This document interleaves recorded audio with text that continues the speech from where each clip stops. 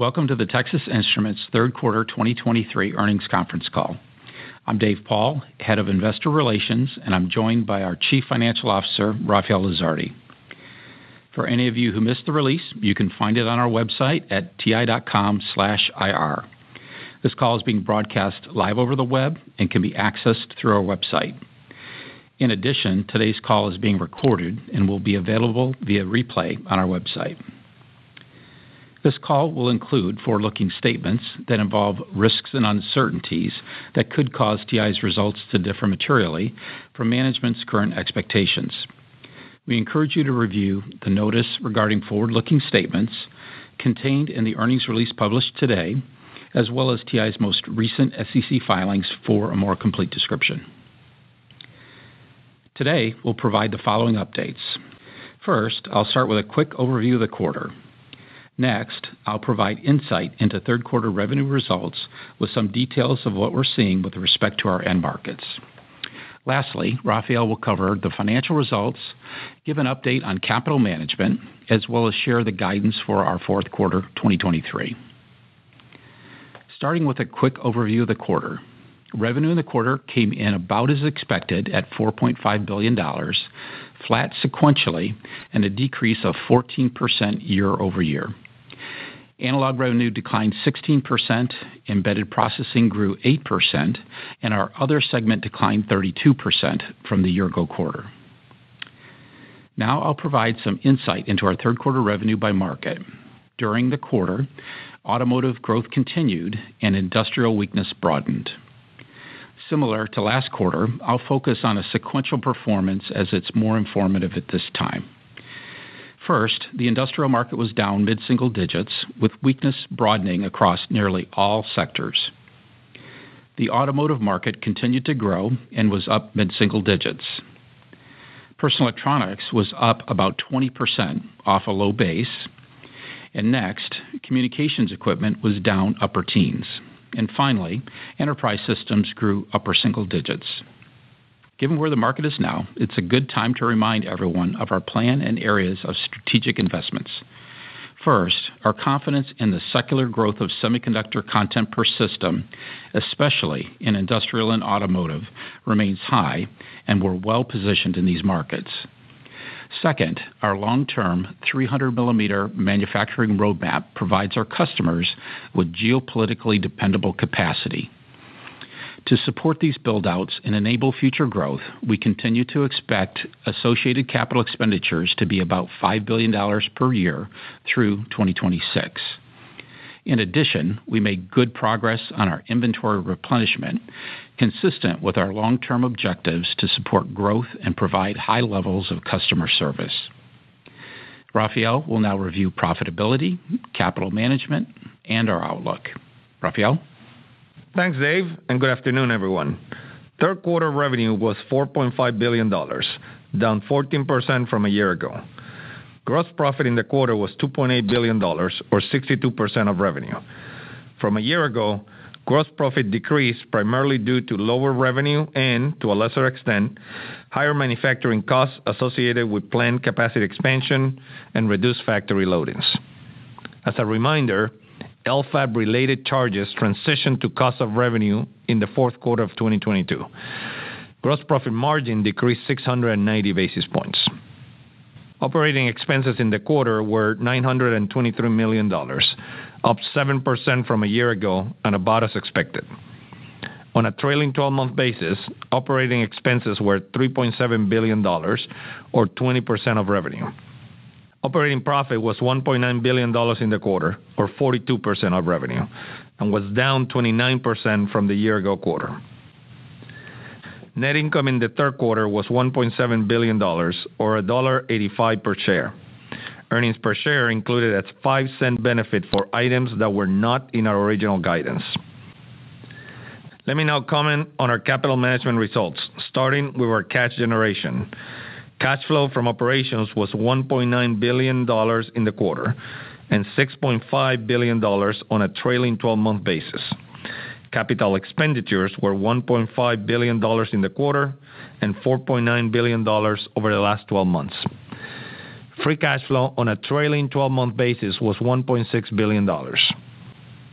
In the quarter, we paid $1.1 billion in dividends and repurchased about $50 million of our stock. In September, we announced we would increase our dividend by 5%, marking our 20th consecutive year of dividend increases. This action reflects our continued commitment to return free cash flow to our owners over time. In total, we have returned $5.6 billion in the past 12 months. Our balance sheet remains strong with $8.9 billion of cash and short-term investments at the end of the third quarter. Total debt outstanding was $11.3 billion with a weighted average coupon of 3.5%. Inventory at the end of the quarter was $3.9 billion, and days were 205, down 2 days sequentially. Inventory was up $179 million in the third quarter, less than half the increase versus the prior quarter, as we near our desired inventory levels. Therefore, we began to lower factory starts in the third quarter, which results in additional charges to the income statement. This impact is comprehended in our outlook. For the fourth quarter, we expect TI revenue in the range of $3.93 to $4.27 billion and earnings per share to be in the range of $1.35 to $1.57 as we continue to operate in a weak environment. Lastly, we continue to expect our 2023 effective tax rate to be about 13 to 14%. As you are looking at your models for 2024, based on current tax law, we would expect our effective tax rate to remain about what it is in 2023. In closing, we will stay focused in the areas that add value in the long term. We continue to invest in our competitive advantages, which are manufacturing and technology, a broad product portfolio, reach of our channels, and diverse and long-lived positions. We will continue to strengthen these advantages through disciplined capital allocation and by focusing on the best opportunities, which we believe will enable us to continue to deliver free cash flow per share growth over the long term. With that, let me turn it back to Dave. Thanks, Rafael. Operator, you can now open the lines for questions. In order to provide as many of you as possible an opportunity to ask your questions, please limit yourself to a single question. After our response, we'll provide you an opportunity for an additional follow-up.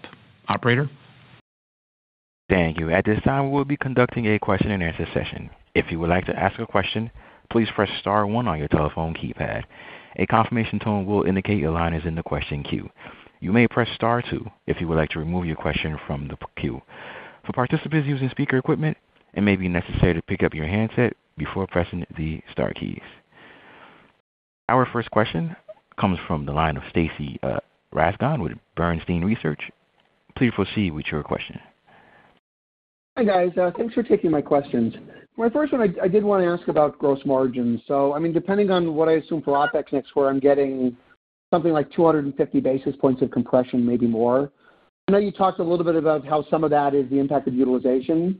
Can you give us some feeling for, I guess, like the magnitude of the different drivers, utilization, lower revenue depreciation, pricing, and how we ought to be thinking about that trajectory as we get into next year? Like, is there more to go, I guess, is what I'm asking. Yeah, so thanks, Stacy. Let me try to help you with that. Of course, we for the forecast, we give a range on revenue and a range on EPS, not the pieces. But let me go through some of what I said for third quarter, which applies for fourth quarter and beyond. So for third quarter, like I said in the prepared remarks, in third quarter, gross profit decreased primarily due to revenue, so that's the first driver. Then, to a lesser extent, higher manufacturing costs associated with planned capacity expansion, namely depreciation is the main one there, and reduced factory loadings, and that's the underutilization components.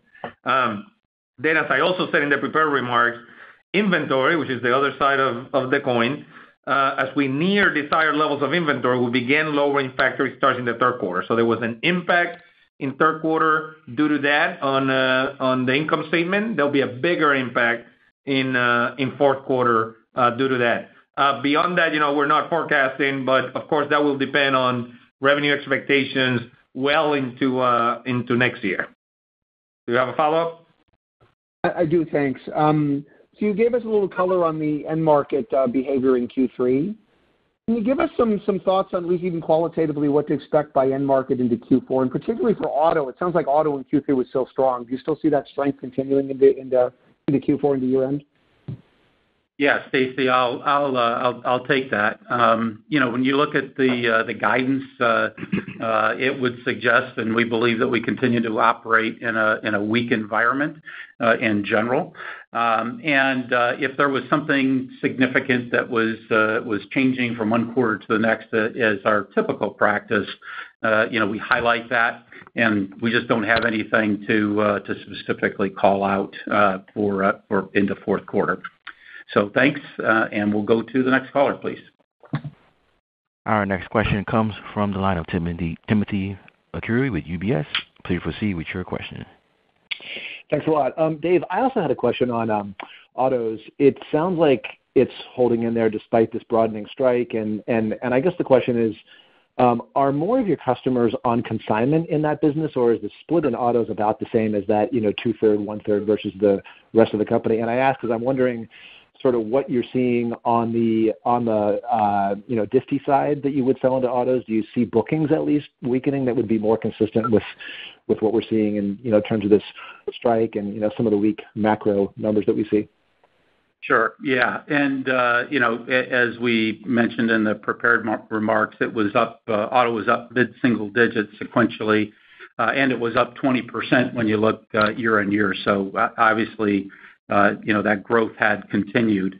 In general, I would say that, a market like automotive and personal electronics will have larger customers. Those larger customers tend to be biased to more consignment. So we would have that probably more in automotive than if I contrast it to a market perhaps like industrial. But overall, as you know, we've moved to having closer direct relationships with customers, which would include the customers that we have in automotive. And I think we service pretty close to 1,000 or so different automotive OEMs. So there is quite a bit of broadness in who we serve there. You have a follow-on, Tim? I do, Dave. Yeah. So what would it take for you to think about cutting CapEx? And I ask because the plan was put into place when revenue was quite a bit higher than where it is today. Is there kind of a line in the sand for revenue where you would reconsider the plan? I know you've actually increased the plan. Well, revenues continue to weaken, but is there some tree around it? Is there some, if it weakens to this point, you would consider cutting CapEx? Just wondering any comments there. Thanks. Yeah, let me comment on that. We're very pleased with the progress on our manufacturing expansion. They will provide geopolitically dependable capacity to support customer growth for the coming decade. And as you know, semiconductor content continues to increase, and to provide us the ability to grow at that 10% growth rate that we talked about at the last capital management call, if the market requires that. We'll continue to make those investments. So we continue to expect $5 billion of CapEx per year in 23, 24, 25, and 26. So you should count on that. Let me also give everyone as a reminder, these CapEx numbers are gross, meaning they do not include benefits from the ITC or grants from the CHIPS Act. So we're actively working through the grant application process with the CHIPS Program Office, which we believe will be meaningful to our manufacturing operations in Texas and Utah and will help support semiconductor growth for decades to come. And funding from the CHIPS Act grants was comprehended in our decision-making for these investments. Great. Thank you, Tim. We'll go to the next caller, please. Our next question comes from the line of Ross Seymore with Deutsche Bank. Please proceed with your question.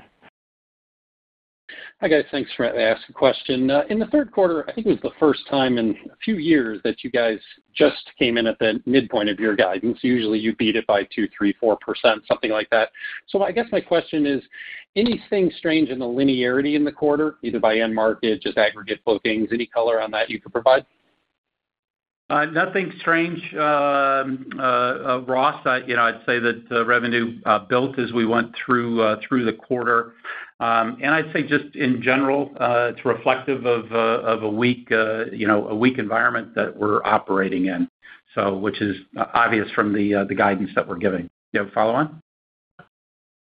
I did. On the end market side of things, you said automotive was up about 20% year over year. I know oftentimes you go between giving sequentials or year over years, but could you give us year over years by the end markets, please?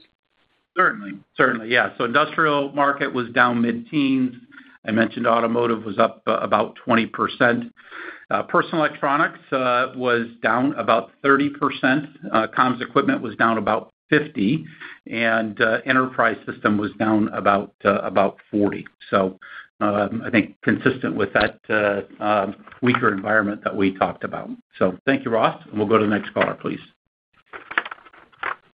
Our next question comes from the line of Toshiya Hari with Goldman Sachs. Please proceed with your question. Hi, guys. Thanks for taking the question. I was hoping you guys could elaborate a little bit on the pricing environment. I think many of us have been picking up evidence of the pricing environment, particularly in Asia, intensifying over the past couple of months or couple of quarters. You don't really give pricing as a reason for gross margins to be down sequentially year over year, but what kind of role is pricing playing? Has your strategy changed at all, whether it be on the analog side or MCU side? Yeah. So thanks for that question. Always helpful to be able to clarify that. And first I'll just start with pricing doesn't move quickly in our markets. It's nor is it a primary reason that customers choose our products. So we're typically agreeing to pricing that's out 6 months or on an annual basis for the following year. So we're continuing to move through that. Our pricing strategy, as we mentioned before, hasn't changed. So we're regularly monitoring what's going on with pricing. We always have a goal to remain competitive. And certainly, as supply and demand has come into balance or more closer to balance, we've said for some time that we would expect that pricing to behave like it has over the last couple of decades, meaning low single-digit decline. So as we move out in time, that's what we're beginning to see. So really no changes other than going back to what we've seen over the last couple of decades. You have a follow-on? Yeah, I do. Thanks, Dave. So I guess over the past 12 months, OpEx is up about 10%, revenue's down about 10%. So as we think about calendar 24, I was hoping you could, give us a hint as to how to think about OpEx. And Dave, I think you used to give, or you had given multi-year guidance on depreciation. How should we, to the extent there are any updates, how should we think about 24 and 25 depreciation? Thank you. Yeah, no, thanks for the question. I'll address both OpEx and depreciation. So on OpEx, we've held a steady hand on OpEx for many years and will continue to do so. So as an example, to illustrate the point, from 2017 to 2021, we ran at about $3.2 billion of OpEx. And then in 22, it ticked up to $3.4 billion. And now we're running at about $3.7 billion on a trailing 12-month basis. So you can see the steady hand and just a bit of an increase over the last few years. And that's as we have held a steady hand with our hires, new college hires, and as we make investments to continue to strengthen the company in the case of R&D, the broad portfolio in the case with sales and TI.com on the reach of our channels. Then on depreciation, so our CapEx expansions are unchanged. We've talked about that, addressed that with a previous caller. So $5 billion of CapEx per year for the next 23 and 3 years beyond that, as we have been talking about. Now, when it comes to depreciation, as time has passed, we have more clarity on what to expect on depreciation. So for fourth quarter, let me start fourth quarter of 23. We expect depreciation to increase on a quarterly basis at about the same rate as what we have been seeing throughout 2023. So essentially, we're going to end the year just shy of $1.2 billion, maybe 1190, 1180, 1170, somewhere in that range for the year. As an update, For 2024, we expect depreciation to be between $1.5 and $1.8 billion, and for 2025 to be between $2 billion and $2.5 billion. Very helpful. Thank you so much. Thank you, Toshiya. And we'll go to the next caller, please. Our next question comes from the line of Ambrish Srivastava with BMO Capital Markets. Please proceed with your question. Hi, thank you. I had a question on factory loadings and inventory. So correct me if I'm wrong. I thought the thinking up until now has been we got to be ready for the upturn, and so we're building inventory for that. And you have highlighted that over several quarters. Look, we don't have a target, but you did raise the target in terms of how much inventory you want to carry. So this change, which I want to make sure I'm reading it right, that you're taking an underutilization charge because you've reached a desired level of inventory. Is that a reflection that your expectation for the recovery is changing, i.e., you're expecting a slower ramp in revenues than what you perhaps were thinking a couple of quarters ago? Let me start, and Dave, if you want to chime in. But we have targets for where we want inventory levels to be, and that goes by product and by state of finish of those products. So, for example, of the 80,000 different products that we have, more than the vast majority of those are catalog, meaning they sell to many, many customers. They last for a long, long time.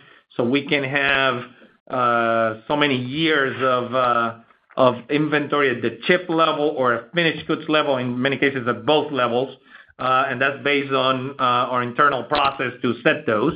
So those are and in aggregate, that's added up to $4 to $4.5 billion. And that's what we've been kind of guiding to and we've been talking about. But what really matters is what happens at the very specific level on a part-by-part number.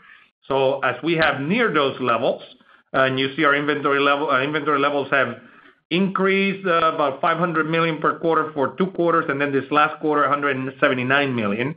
So clearly, this is a deceleration on that growth, and that's on purpose, because as we near those levels, then we have slowed down the factory starts. That goes primarily with the fabs, but also with the assembly test operations.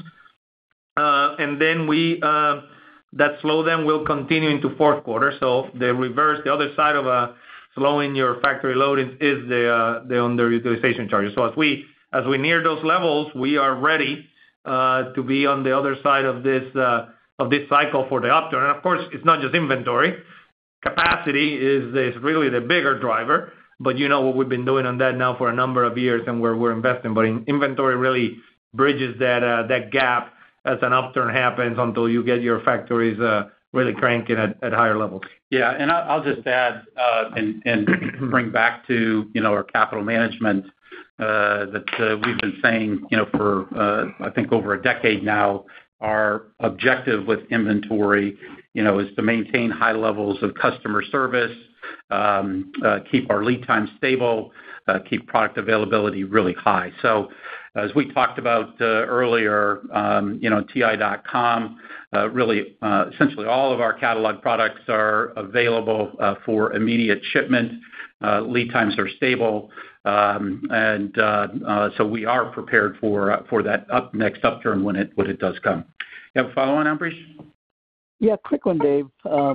Just looking at the year-over-year, now we're in the fourth quarter, double-digit year-over-year decline, and I look back many years. There have been other cycles where we have had multiple quarters of negative, but not that many times we've seen a double-digit kind of 4 or 5 quarter. Just wanted your perspective on what you folks are seeing this cycle versus, and I know no cycle is the same, but just kind of help investors think about how to think about that double-digit 4 quarters. It could be potentially longer year-over-year decline. Thank you. Sure. Yeah, and I think we all know, as being students of studying the cycles over the years, they're all the same and they're all different at the same time, and they're unique. The one thing that is unique, of course, with this cycle is how the markets have behaved differently. We've seen bifurcation and really lined up very well with when markets recovered. So, PE was the first to recover and was very strong early on. The other markets followed very shortly after that, and automotive was last. As you remember, many automotive manufacturers struggled to restart their factories, and people weren't going to showrooms when we were in the midst of the pandemic. So really, as we've seen things begin to roll over, personal electronics was first. It was then followed by the other markets, and yet we still have automotive that's hanging in there. So I think that's the one thing that's unique. And I think as we've learned and studied the cycles, our product portfolio has changed as well over time. But the best time to be preparing for the upturn is before it shows up. So that's what we've been busy doing, and we think we're in a great position to support the next upturn and to continue to gain share. So thank you, Ambrish. We'll go to the next caller, please. Our next question comes from the line of Vivek Arya with Bank of America Securities. Please proceed with your question. Thanks for taking my question. I wanted to go back to automotive just to make sure that I understood what you said. Do your comments imply that you're seeing a largely seasonal environment in Q4 with no changes in terms of orders to traditional or EV customers? And if that is the case, if I understood it correctly, isn't that surprising given the macro headwinds that sector is facing? Vivek, your question was on third quarter or on fourth quarter? So what is being I think when you were asked before, you said that if there was anything abnormal, you would have mentioned it. So I assume that because you didn't mention it, that it is normal. Yeah. So, what I said is if there was something that we needed to explain the outlook or unusual or however you want to describe it, we would do that. So, I'm stopping at that point intentionally, and we'll finish up the quarter and report out what happens in fourth quarter. You have follow-up?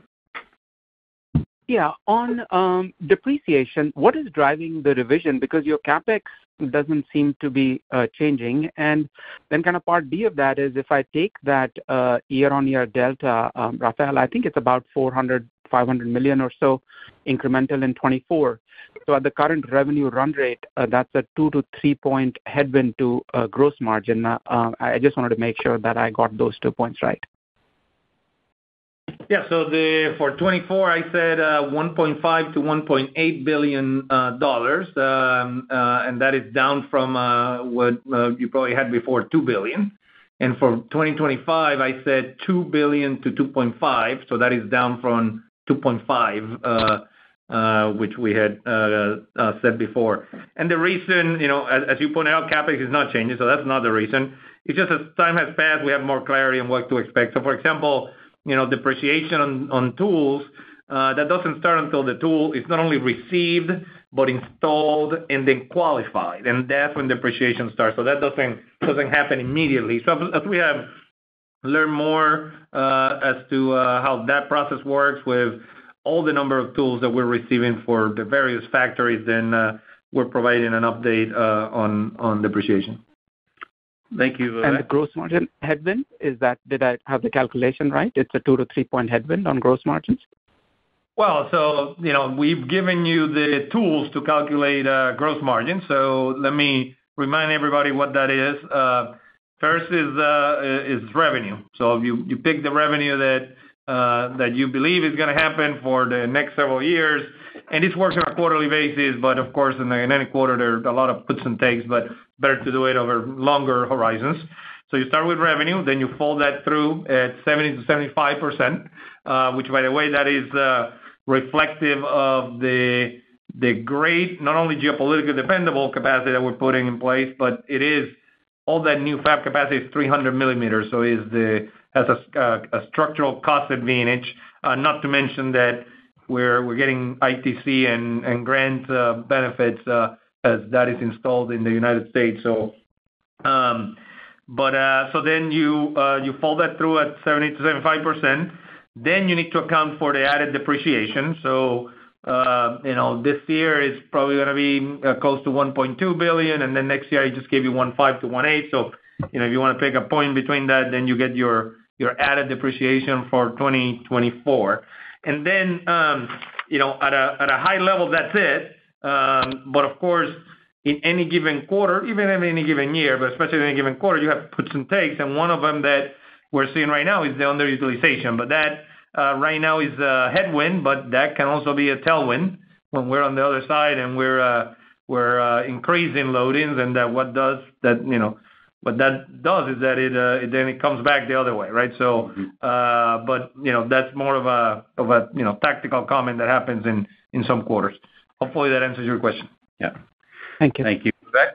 We'll go to the next caller, please. Our next question comes from the line of Joe Moore with Morgan Stanley. Please proceed with your question. Yes, thank you. I wonder if you could walk us through the calculation on the underutilization charge. I mean, I think it seems like with over 200 days of inventory, you would see the cost impact of that in 6 months, but you're pulling it forward. Can you just talk about how you determine how much to pull forward? Yeah. Well, so it's an accounting process, and it's essentially when you're below what's considered normal utilization, that percent that you're below that norm, and that is generally determined by wafer. In the fab is wafer starts and outs. In the assembly test operation is the number of units that you're producing, and you divide that by the capacity that you can get, the maximum capacity. You establish a normal, which is where you normally expect to be. So that could be 85, 90, 95%, depending on the situation. And whenever you're below that, then you take that percent that you're below, and then you take those fixed costs and those go straight to the P&L instead of going into inventory. So some of those costs, I would call them fixed costs. Some of them are depreciation, but it's not only depreciation. You have electricity, for example, is largely fixed. You use about the same amount of electricity whether a tool is running production or not, as long as it's plugged in.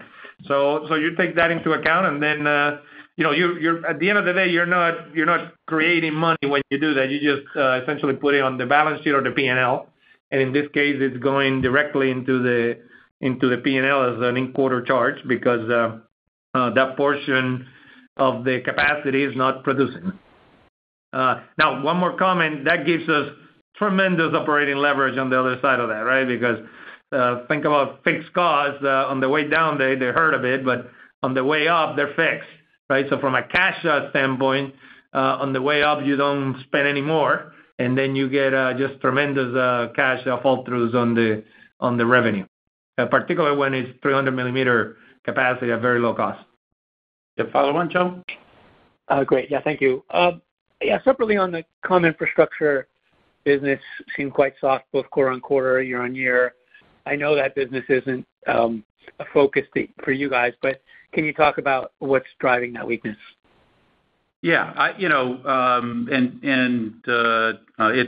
last year was about 7% of our revenue, Joe. So, we can find great opportunities in comms equipment. We continue to invest.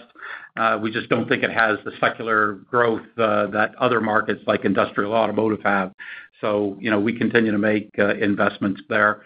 And, as we've talked about that market over the years, it's one that just tends to be choppy. We believe that they're continuing to adjust their inventory levels as we work our way through this quarter. And as I mentioned earlier, it's down 50%. So that's a pretty significant drop. So So again, long term, we think it's a great market. And we're positioned well there, but it will have these types of moves overall. Okay, thank you, Joe. Thank you. We'll go to the next caller, please. Our next question comes from Tore Svanberg with Stifel. Please proceed with your question. Yes, thank you, Dave. Thank you, Rafael. So you talked about operating in a weak environment. Could you also give us some color on bookings trends, maybe even, the current run rate versus where you think consumption is? Just trying to understand, and, this goes back to Ambrish's question about, 4 consecutive quarters of double-digit declines. So, yeah, any color on bookings trends will be really helpful. Yeah. So, as I mentioned, I think as part of another question on revenue order linearity, there was nothing unusual inside of that.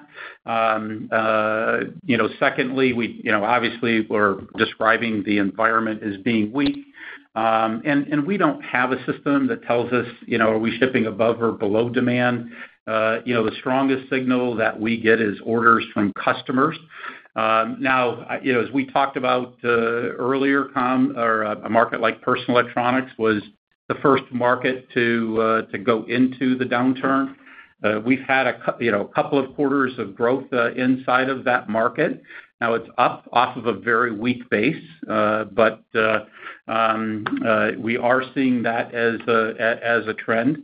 If you compare that to the industrial market, we had seen that, let's call it about half of the sectors begin to weaken a couple of quarters ago. It was really this quarter that we saw that weakness is broadening. So, customers, we believe inside of markets like that, inside of markets like comms equipment that we said, they're adjusting their inventories as such. So, again, that provides us the opportunity, both strategically with building the capacity and more tactically putting in place the inventory to be able to support the next upturn, because it will certainly come. You have a follow-on? Yes, thank you, Dave. Very helpful. Follow-on for Rafael. Rafael, thank you for the depreciation numbers for the next few years. Do you also have an update on the timing of the offsets to the depreciation, especially in relation to ITC and the CHIPS Act? And anything new there? So nothing new, frankly. The ITC, the expectation is similar, which is about a 25% credit on everything that is spent on CapEx in the U.S. For fabs. So what we said back in February is that that's going to be roughly $4 billion of the $20 billion or so that for CapEx, the $5 billion times 4. So roughly about $4 billion of that we're going to get back on ITC, about 1 year offset. Of that, we have already accrued $1.2 billion on the balance sheet. So you'll see that on our balance sheet under long-term assets. A portion of that we will get sometime next year, probably by fourth quarter next year, is when we expect to get that cash. So that's when the cash will start flowing in. As I mentioned in an earlier call, on an earlier question, we are actively applying for the grant. So that's going to be in addition to the ITC. We're not counting on that. We don't have any numbers on that because you have to apply. You have to wait until the Department of Commerce makes that decision. But we're planning on receiving them. The funding from the CHIPS Act grant was comprehended in our decision, and we firmly believe we are very well positioned to receive those funds, and we're a great candidate for that, and we believe there will be meaningful to our manufacturing operations in Texas and Utah to support semiconductor growth and the objectives of the CHIPS program office. Great. Thank you, Tori. Very helpful. Thank you. Go to the next caller, please.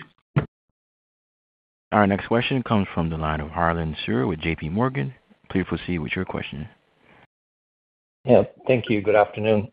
China headquartered shipments were about 20% of sales through the first half of this year. This geography has experienced the most significant decline. I think it was down like 35% year over year in the first half of this year.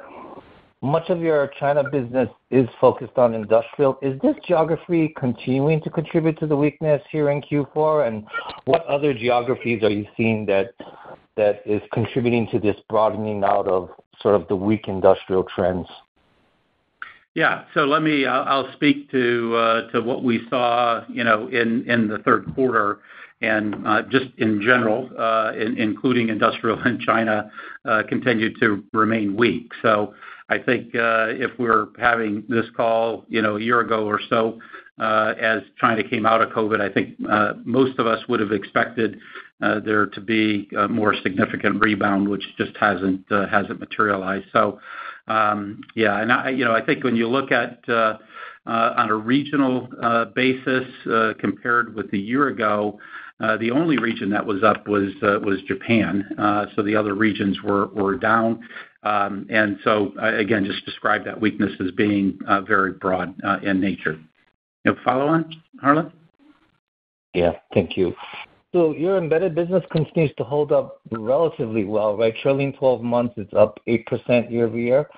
You've talked about the positive strategy changes in embedded. Last quarter, you also cited some constraints. I assume that those constraints have fully normalized. So do you anticipate embedded continuing to hold up, or do you anticipate this segment starting to weaken from here with some of the capacity constraints potentially easing? Yeah, as we talked about before, we had focused on changing the product strategy that we had inside of embedded. I'd say we're very pleased with the results that we have so far. Our first objective was to stabilize that business, and we continue to invest in it because we believe it has long-term growth potential and contribution to free cash flow. So we're very pleased with where we're going. I think more tactically, as we talked about last quarter, we saw that business does rely more heavily on foundry suppliers. We began to see those, that capacity begin to free up for us. And I think that was different because we had capacity in place to service analog, our own capacity there overall. So, so again, we think that business long term is going to be a great driver for us in the future. So thank you, and I think we've got time for one more caller. Our next question comes from the line of William Stein with Truist Securities. Please proceed with your question. Great. Thanks for squeezing me in. Dave, can you remind us what's in the other segment besides calculators and perhaps why that end market was down so much more than the others? I know it's very seasonal from calculators, but there was a big drop year over year. Yeah. So besides calculators, we have our DLP or digital light processor products that are in there. So those products are continuing to make their way through inventory correction overall, and calculators had a weaker back to school this season. You have a follow on? Yeah, perhaps something that hasn't come up in a while, but lead times. We were dealing with this golden screw issue for a while where there were, quite a number of parts or quite a big part of the, let's say, all the available SKUs that had very extended lead times with revenue down as much as it is. I'm guessing that that's mostly resolved and lead times are like sort of stock to 4 weeks for most things at this point. But if you could level set me on that, the degree to which there are still extended lead times, that'd be really helpful. Thank you. Sure. Yeah. So, and I may have mentioned this earlier, but almost all of our catalog products are available on TI.com for immediate shipment, and so as we approach our desired level of inventory, we've got product that is positioned both in finished goods as well as in wafer form to be able to restock that. Of course, lead times, therefore, are at what I describe normal levels and continue to be consistent. There's probably no time that we don't, with so many different products and so many different customers, we'll have hotspots, but they're very few and far between, and our ability to close those is very. We've got flexible manufacturing. Is most of our production is fungible.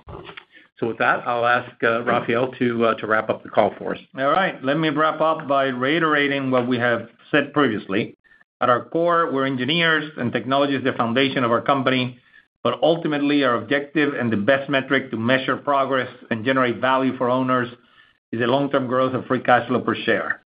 While we strive to achieve our objective, we will continue to pursue our three ambitions. We will act like owners who will own the company for decades.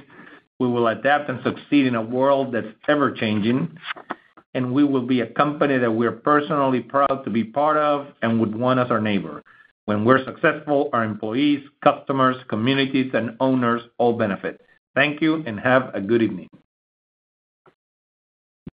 This concludes today's conference, and you may disconnect your line at this time. Thank you for your participation.